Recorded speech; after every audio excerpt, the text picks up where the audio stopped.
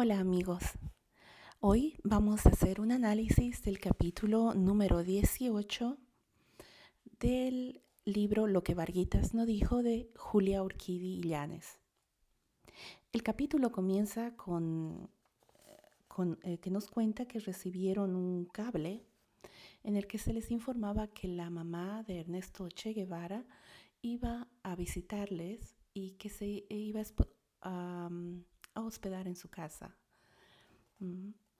Ellos nos cuentan que era la primera vez que la iban a ver, pero que de todas maneras tenían amigos cubanos y bueno, que era normal en aquella época que se hospedaran en su casa también personas que tenían que ver con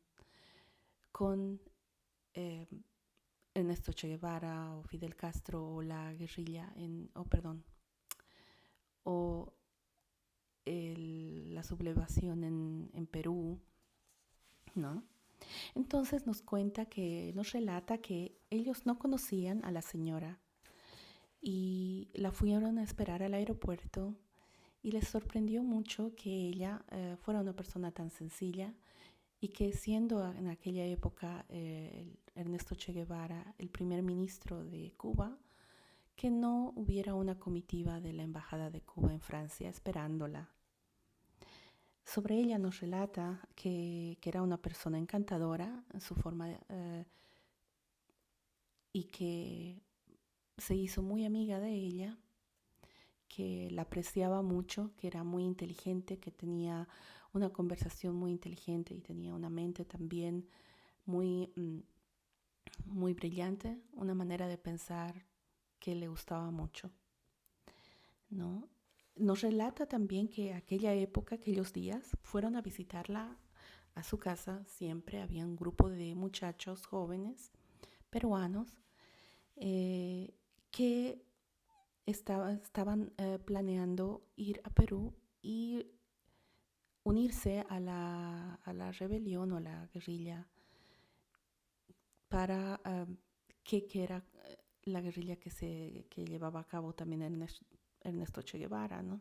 Con los ideales de la revolución cubana.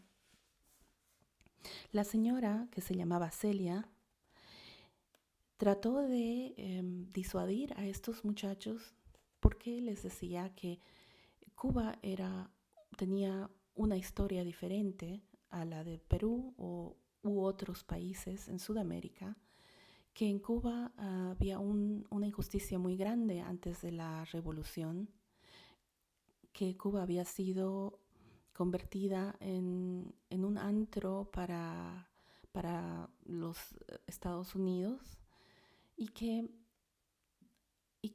no tenía y que había mucho muy poco respeto a los derechos humanos, ¿no? Había un dictador que torturaba y etcétera a la gente. Entonces, por ese motivo se llevó a cabo esta revolución y que la historia en Perú y en otros países de Sudamérica era diferente, la situación que vivían no era tan desesperada como en la isla de Cuba y que no tenía sentido que hicieran una revolución ahí. Lamentablemente no los pudo disuadir y los muchachos fueron a, a Perú y así como ella lo había previsto, todos murieron allá, ¿no? La señora, la señora Julia Urquidi nos aclara que este hecho los conmovió muchísimo porque su esposo les tenía muchísimo aprecio a estos muchachos. Y aquí voy a citar sus palabras y dice: el exterminio de aquellos muchachos nos afectaría muchísimo, en particular a Mario, que siempre se identificó con ellos, aunque ignoro si porque compartía sus mismos ideales, creía en ellos, o bien porque era joven y veía las cosas de distinta manera a como las ve en la actualidad, ¿no? Entonces, bueno, nos da a entender que fue un momento muy triste, que después la señora Celia de Guevara se fue a su país, a la Argentina, y en este capítulo nos muestra una carta bastante extensa de ella que escribió estando en Argentina, donde les relata cómo fue tomada presa inmediatamente cuando llegó al aeropuerto, que a pesar de que la tomaron presa en la cárcel no le pasó nada, que simplemente era el frío, era el único problema, que las condiciones eran un poco duras por el frío nada más, pero por el resto que no le había pasado nada. También relata que habían dos personas, dos jueces que le ayudaron a salir de la cárcel, a pesar de que estos dos jueces tenían una visión política totalmente opuesta a la de ella, ¿no? Habla con mucho respeto de estas personas. Y luego les cuenta de los planes, ¿no? que ella tenía que hacer, ¿no? Es una carta muy interesante. Luego les dice que les manda muchos saludos, les habla muy familiarmente y les pide que la vayan a visitar cuando decidan ir a Argentina, les deja su dirección, eh, les habla también con mucho agradecimiento por haberle tenido en su casa y voy a citar una parte que dice: he estado a la expectativa esperando a ver si aparecía tu libro, Mario, pero no está todavía a la venta.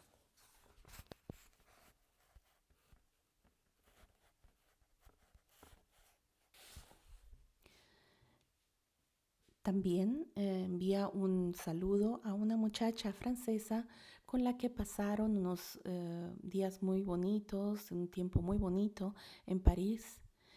Nos cuenta la señora Julia que se hizo muy amiga de ambas, que las tres tenían conversaciones súper interesantes, que iban siempre a cafés y hablaban muchísimo y que ella sacó mucho provecho de esas charlas que eran también muy intelectuales y también um, acerca de la vida, de, de cosas muy interesantes para ella, muy profundas, y que ella iba a extrañarla muchísimo porque para ella era una persona muy especial, ¿no? Luego nos dice acerca de esta señora también nos cuenta, la cito acá: cuando se fue Celia, la extrañé muchísimo. Era una compañera tan completa, tan íntegra como amiga y como mujer. Después, por cartas de ella, supe que al llegar a su patria, Argentina, a la que soñaba volver, la tomaron presa. Más o menos 2 años después, me enteré de su muerte a causa de un cáncer incurable y cruel. Y bueno, eso es lo que nos cuenta sobre este episodio. Luego cambia el escenario en el mismo capítulo y habla de unas vacaciones que tomaron ese verano, tal vez, porque no nos pone aquí las fechas. La fecha de la carta está eh, el 5, perdón, es el 5 de octubre de 1963 en Montevideo, ¿no? Bueno, ella dice que aprovecharon unos días de vacaciones para dar una vuelta por la Costa Azul, ¿no? Y hicieron un viaje a Niza y fueron en tren, y que fue un viaje bastante molesto, ¿no? Con muy pocas, es decir, el viaje en tren, ¿no? Muy incómodo, con muy con muy pocos recursos, y que cuando llegaron a su destino eh, tuvieron que dormir la primera noche en dos camas o sillas plegables afuera del hotel porque su habitación no había sido todavía desocupada. Lo interesante nos cuenta que a pesar de eso, que ella la pasó muy mal porque había muchas hormigas fuera del hotel, en el aire libre, en el jardín donde ellos estaban, pero que esta vez su esposo se comportó muy tierno con ella, em, le hizo un espacio en su silla y se durmieron juntos, y que durante esas vacaciones él estaba muy relajado, muy feliz con ella, conversaban mucho, tenían una relación muy linda y nuevamente estuvieron juntos, eran una pareja, dormían juntos, iban a pasear con los pocos recursos que tenían, se las arreglaban para pasarla bien, ¿no? Para ir a la playa, no iban a restaurantes, pero sí se preparaban algo sencillo e iban a disfrutar de los lugares de la naturaleza y todo, a pesar que ella no estaba muy asombrada o muy impresionada con las playas de allá, de la costa azul. Y no le gustó mucho, y la cito acá, dice: pienso que la famosa Costa Azul tiene mucho de leyenda y esnovismo. Lo que sí se ven son mujeres muy lindas y elegantes. El día entero parece un desfile de modas, tanto de mujeres como de hombres. Prefiero mil veces las playas de Costa Catalana o Ipanema y Copacabana en Río de Janeiro. Bueno, con eso nos dice, aparte nos cuenta que tuvieron, como dije antes, un momento de mucha intimidad, no solamente como pareja, sino como amistad, ¿no? Que conversaban de muchas cosas, que se quedaban, por ejemplo, observando los grandes yates o barcos de hombres muy ricos como Onassis, y se preguntaban si eran realmente felices con tanto dinero. Se preguntaban qué se sentiría ser tan adinerado, tener tanta fortuna económica. Y esa era y conversaban, ¿no? La pasaban muy bien. Nos cuenta también un momento en el que el escritor Mario Vargas Llosa quería ir al casino, pero tenían muy poco presupuesto y ella ya habían perdido algo, así que ella le disuadió de no hacerlo porque no quería arriesgar lo poco que tenían, y le pidió que en vez de ir al casino, bueno, pues tuvieran una comida muy buena. Él se quedó muy decepcionado con esto, a pesar de que comprendió que ella tenía razón, pero al no haber obtenido lo que él quería, tampoco quiso la cena, ¿no? De todas maneras, le pareció un lugar donde ellos dos la pasaron muy bien, y por este motivo le gustó mucho. Dice: en la noche dormimos por turnos echados en el pasillo. Esto es cuando ellos regresaron en el tren, que fue abarrotado de estudiantes, y, y bueno, fue nuevamente un regreso incómodo, ¿no? En cada estación subía más y más gente. Los niños lloraban y el calor era sofocante. Por fin llegamos a París, cansados pero felices, ¿no? Nos cuenta también que una vez en París comenzó nuevamente su rutina de trabajo, que comenzó nuevamente ese día a día con bastante frialdad, que él cambió nuevamente de... Él ya no era, dice, nos relata lo siguiente, y lo tengo que citar: en nuestras cortas vacaciones era él el hombre ameno, conversador, cariñoso, tierno, reíamos de nimiedades, compartíamos todo, estábamos juntos, hacíamos el amor como si cada noche fuera la primera y la única. Pero en París nuevamente se levantaba ese muro impenetrable, esa cortina que no se podía pasar, como si algo o alguien lo perturbara. Volvió a ser el hombre meditabundo, serio, frío, indiferente, que no daba lugar a ninguna conversación y mucho menos a expresiones de cariño o hacer planes sobre nosotros como lo hacíamos en la Costa Azul, ¿no? Bueno, lamentablemente pasaron el siguiente tiempo así y dice también, pero continuaron recibiendo sus amigos y ella trató de no hacer caso a este humor de él, ese cambiante, no quería provocar una pelea o algo así, quería eh, tratar de llevar las cosas de la mejor forma porque tenía muchas ilusiones de que las cosas se arreglaran. Luego nos relata que esa época fue el comienzo para el escritor de su nuevo libro, su nuevo libro, La Casa Verde, y que ese verano fueron a Cadafel, donde tenían una casa sus amigos del editorial Carlos Barral y su esposa, y que él los animó mucho a ir y que estas vacaciones fueron distintas, ¿no? Alquilaron un auto, fueron en un auto y no viajaron más en tren.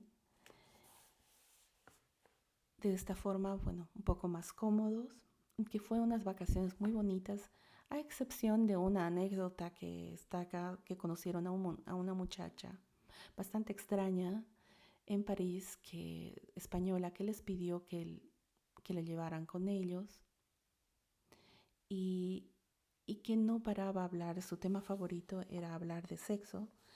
Y nos cuenta la señora Julia que esta forma de hablar, que a pesar de que el tema no es un tema tabú, no era un tema tan tabú, no les escandalizaba, pero en la forma de hablar vulgar y burda de la muchacha los enervaba muchísimo, especialmente a su esposo, que estuvo tentado en sacarla del auto y no llevarla.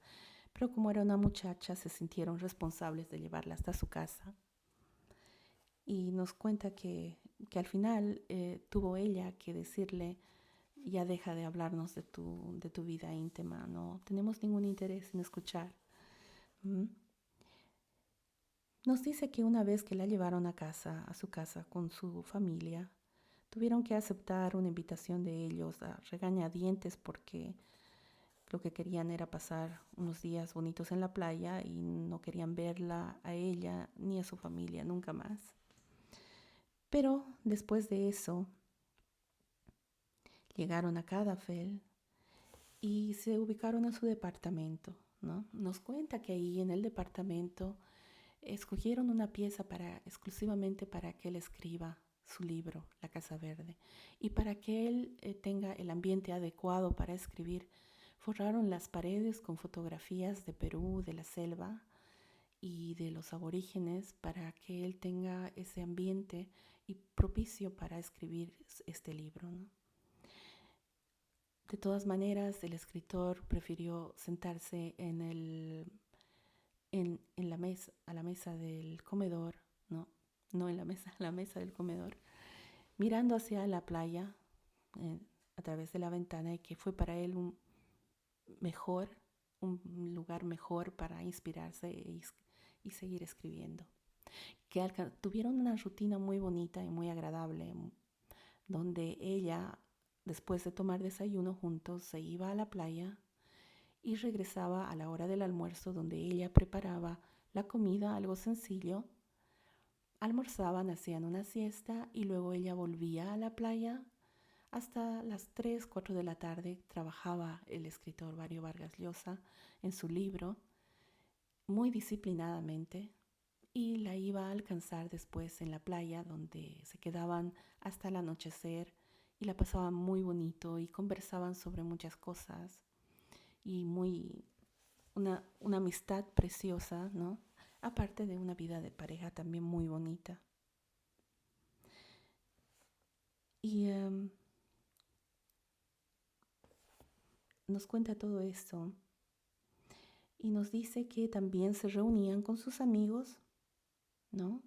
Los Barral, y, y la pasaba muy agradable porque las conversaciones también con ellos eran súper agradables. Nos dice que conoció al cantante catalán, eh, conoció a un señor llamado Luis Coitisolo, que fue y llevó un disco de un cantante catalán llamado Raimon, y le gustaba mucho, que era un cantante catalán de música de protesta, y que le gustaba mucho sobre todo la canción Tira la piedra, ¿no? Que era en catalán, por supuesto. Aquí cito sus palabras de cómo la pasaron aquella época. Pasamos días inolvidables con amigos estupendos y nuestra vida en una armonía completa que dejó olvidada toda la pesadilla anterior. Sentía una paz maravillosa. Parecía que verdaderamente nos habíamos reencontrado, y ello significaba tanto para mí que entré en el mejor de los mundos con grandes planes para un promisor futuro. Hubiera querido quedarme para siempre en Cadafel y no volver a la realidad de París. Pero el tiempo no se detiene y sigue su curso inexorablemente.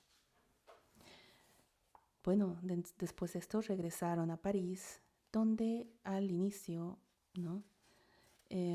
A pesar de que en París cuando regresaron ya empezaba el otoño, y es cuando empieza el otoño, ese cambio de estaciones es siempre bastante triste en Europa, porque, bueno, del hermoso sol se pasa a los días grises y tristes, ¿no?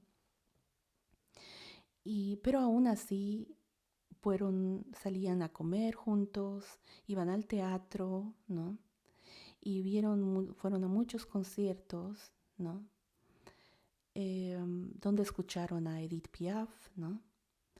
Aquí nombra Edith Piaf, Yves Montand, Leo Ferré, Juliette Gréco, Charles Aznavour, etc.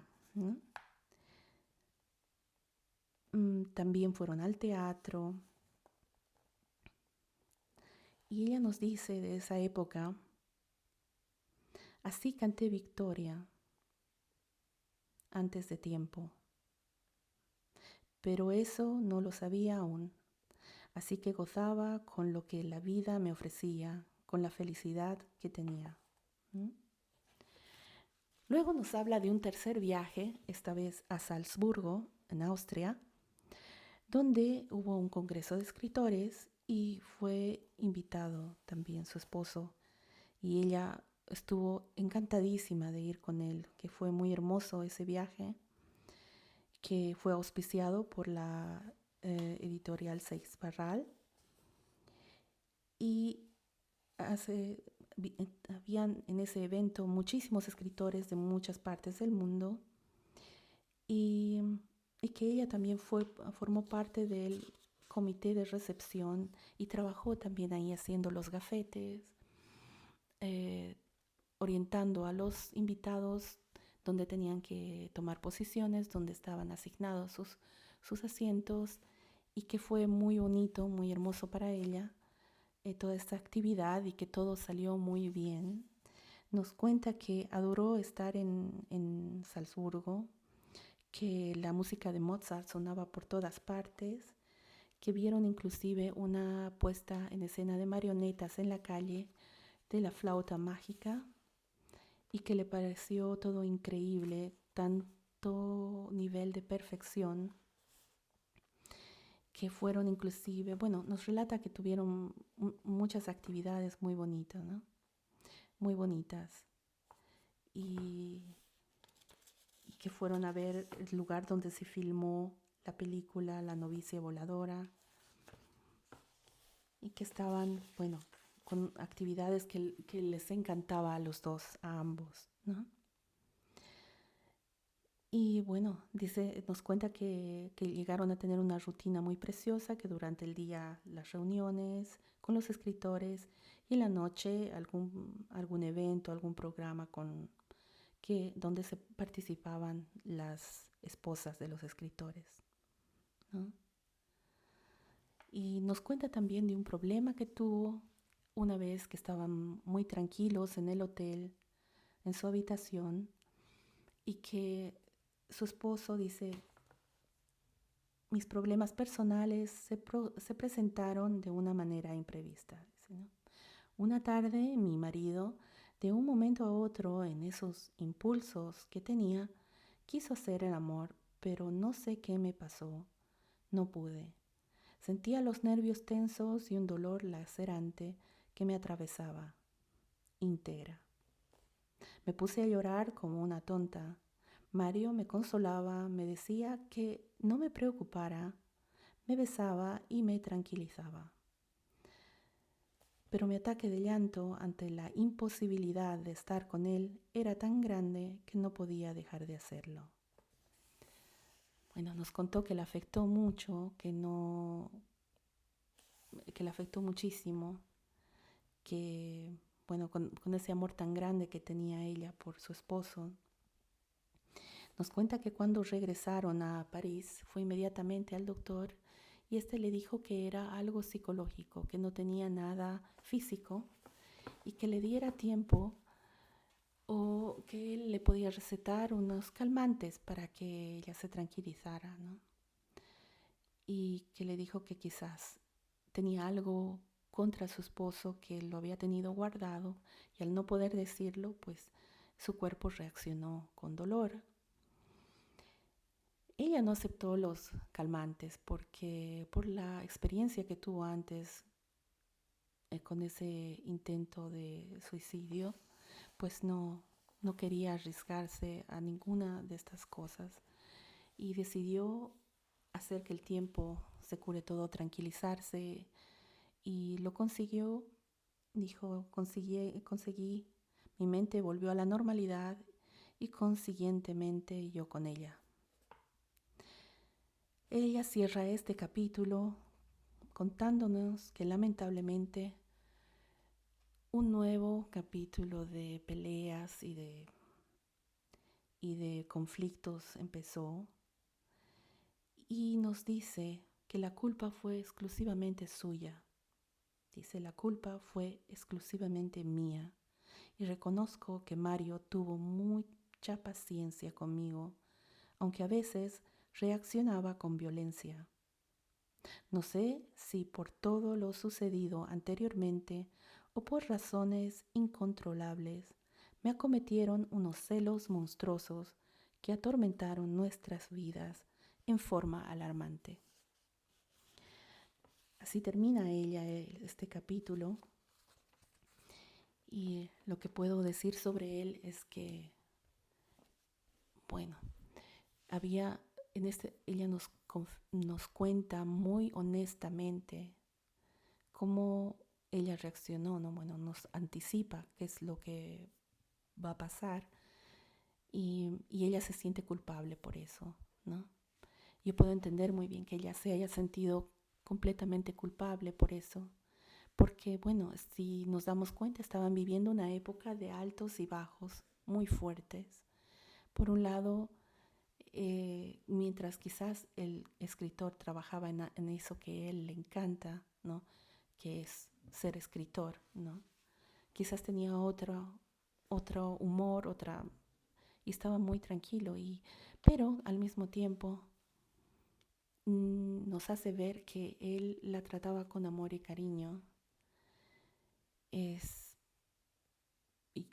no se puede saber con exactitud qué es lo que él tenía en la mente, qué es lo que él tenía en el corazón, ¿no? Solo podemos saber lo que ella sentía, cómo es que ella vivía, las reacciones de su esposo, la manera de ser, cómo se sentía, ¿no?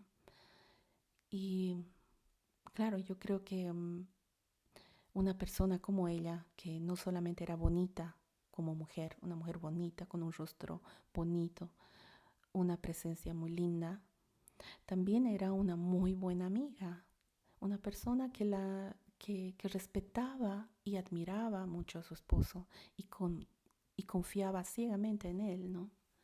que le daba ese espacio que él necesitaba para escribir, para desarrollarse, y es más, le ayudaba y le empujaba a hacerlo, le facilitaba el camino para que él lo hiciera, ¿no? Es una bendición para alguien que tiene una pareja, que la pareja haga todo esto, ¿no?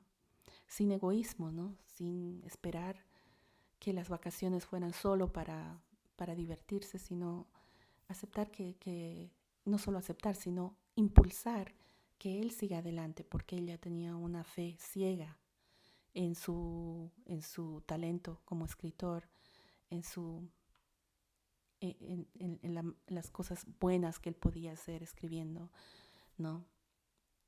Y ella, como era ella tan inteligente, ella sabía que era un gran escritor y que de ninguna manera iba a dejar que él no aproveche cada momento para hacer lo que a él más le gusta y triunfar en eso, ¿no? Ella también amaba ese ambiente, nos cuenta, es una cosa preciosa lo que ellos vivieron y, y claro, muy triste cuando todo eso se derrumba, ¿no? Otra vez subieron, otra vez vivió algo precioso y hermoso y luego nuevamente se derrumbó todo, donde ella nos dice, bueno, fueron mis celos, etcétera. Llama la atención que durante esas vacaciones ella no tenía ese problema de los celos. Ellos convivían muy bien juntos. Que ella piensa que algo pasaba cuando llegaban a París, ¿no? Que algo o alguien perturbaba a su esposo, ¿no? Bueno, en sus vacaciones estaban totalmente mmm, aislados del trabajo, ¿no? No se comunicaban solo entre ellos, ¿no? Y bueno, no lo sé, pero vamos a ir descubriéndolo en los siguientes capítulos, ¿no? Bueno, todos sabemos cómo fueron las cosas después, ¿no? Pero este episodio, como dije antes, nos muestra esos altibajos, ¿no? Tan fuertes, ¿no? Dicen, bueno, elevarse muy alto, mientras más alto está uno, la caída es más dolorosa, ¿no? Y después de haber vivido cosas tan bonitas y hermosas que realmente, cuando yo leo este capítulo, cuando yo leí este capítulo, yo sentía, ella transmitía con su hermosa forma de escribir esa felicidad, esa armonía, esa paz, esa camaradería, esa amistad y ese amor entre los dos, ¿no? Esa paz, ¿no? Y todos sabemos que el matrimonio, bueno, pues tampoco es que todo el tiempo solo pasión, ¿no? Es también la amistad y la paz y la armonía, y eso es lo que hace un matrimonio también muy feliz, ¿no? Bueno, pero así son las cosas y las cosas se desarrollaron de otra forma. Más adelante voy a subir el siguiente audio. Algo más que quería comentar es, bueno, el hecho de que